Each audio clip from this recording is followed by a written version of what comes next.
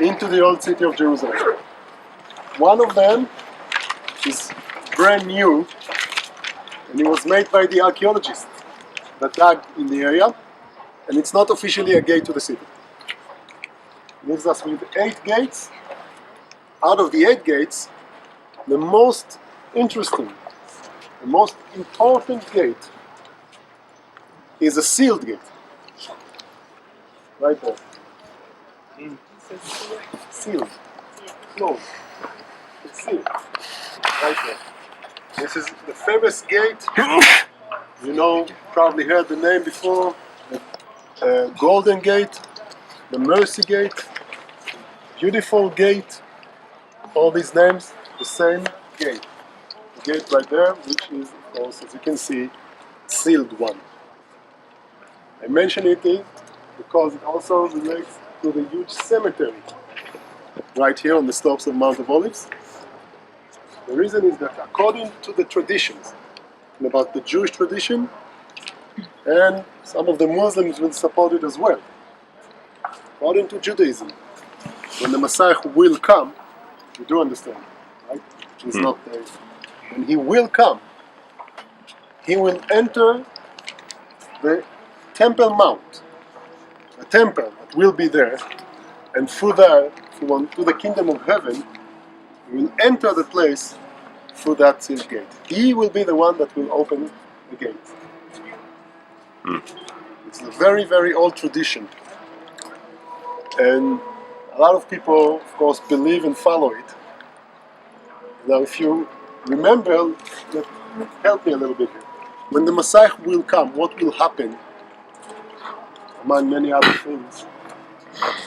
And look around you. What will happen when the Messiah will come? Raise the dead? The dead will rise. The Bible says that at the end of time, the Mount of Olives will be split to 2, and all the dead will rise. Now, the dead will rise in order to join him, the Messiah, in the kingdom of heaven.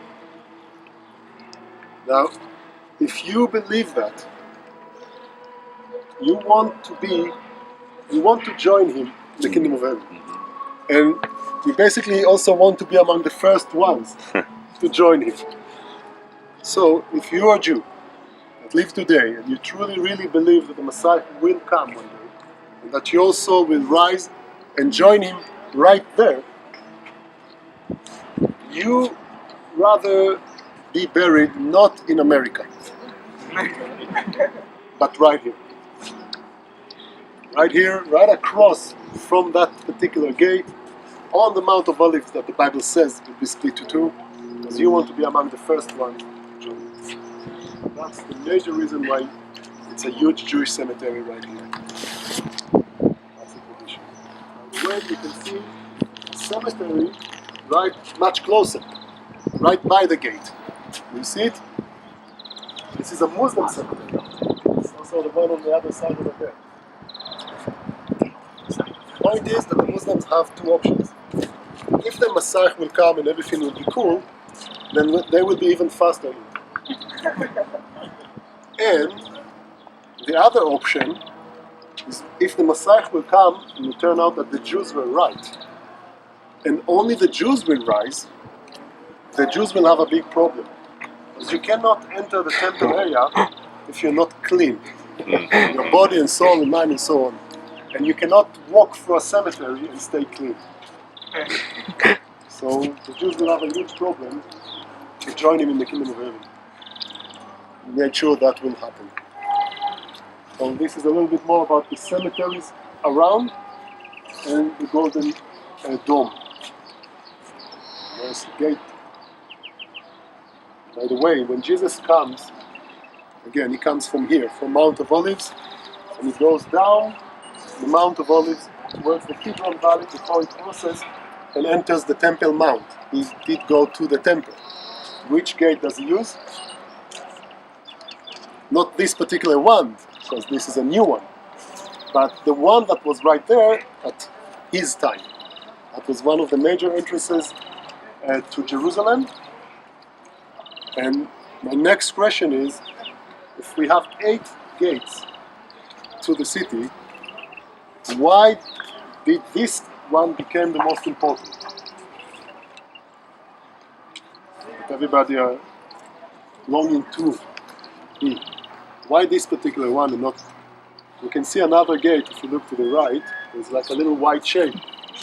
Right behind it, there's another gate. So the lion gate. Why not that gate? Why the mercy gate?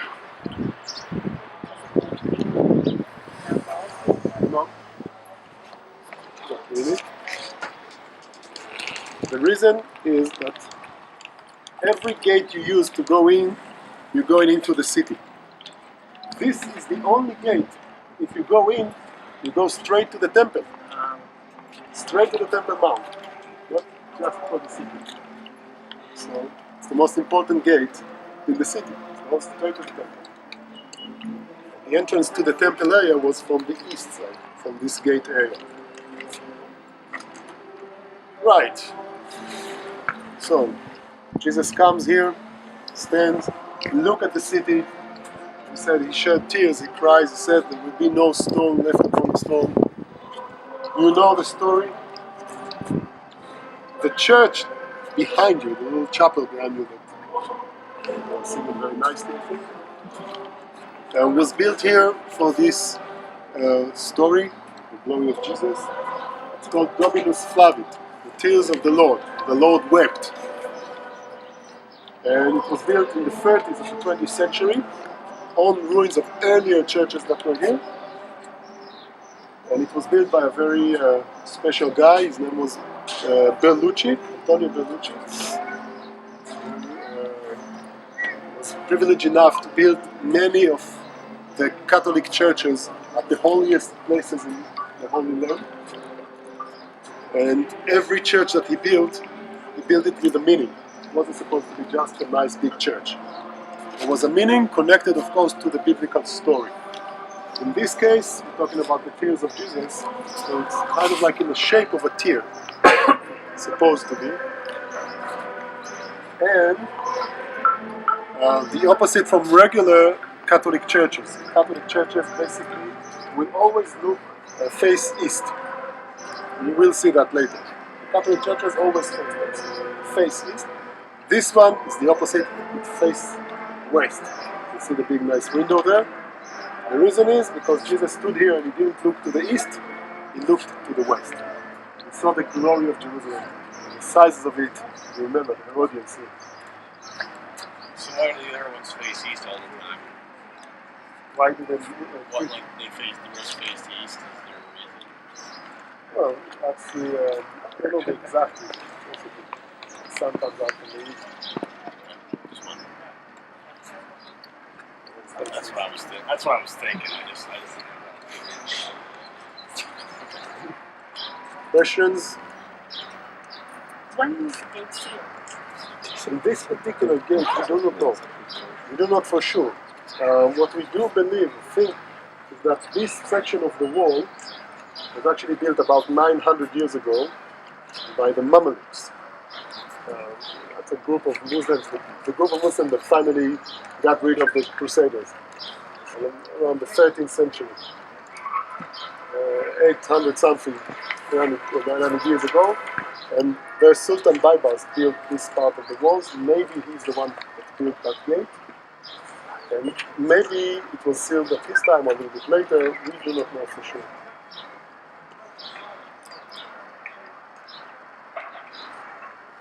The golden onion domes connected to a church right there. A Russian Orthodox church called Mary Magdalene. Since it's very obvious, I mention it. It's not that important. It's a new one, only from the 19th century.